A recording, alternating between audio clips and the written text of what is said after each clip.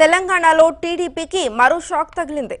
మరో ఇద్దరు ఎమ్మెల్యేలు కారెక్కేందుకు రెడీ అయ్యారు. గ్రేటర్లోని మాగంటి గోపీనాథ్, అరికెపూడి గాంధీ ఈ నెల 11న టీఆర్ఎస్ లో చేరనున్నట్లు సమాచారం.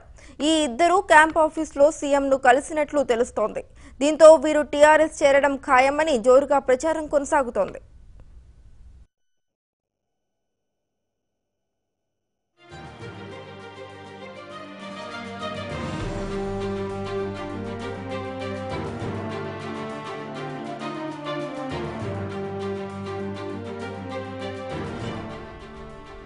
ఇక ఇప్పటికే 10 మంది ఎమ్మెల్యేలు టీడీపీని వీడి టీఆర్ఎస్ లో చేరారు. అంతేకాకుండా తమను శాసనసభలో టీఆర్ఎస్ సభ్యులుగా గుర్తించాలని స్పీకర్కు లేఖ రాశారు.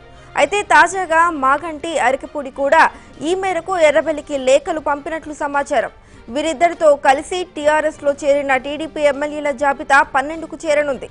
మరో 3 ఎమ్మెల్యేలు రేవంత్, సండ్ర, ఆర్ కృష్ణయ్య మాత్రమే టీడీపీలో మిగిలినన్నారు.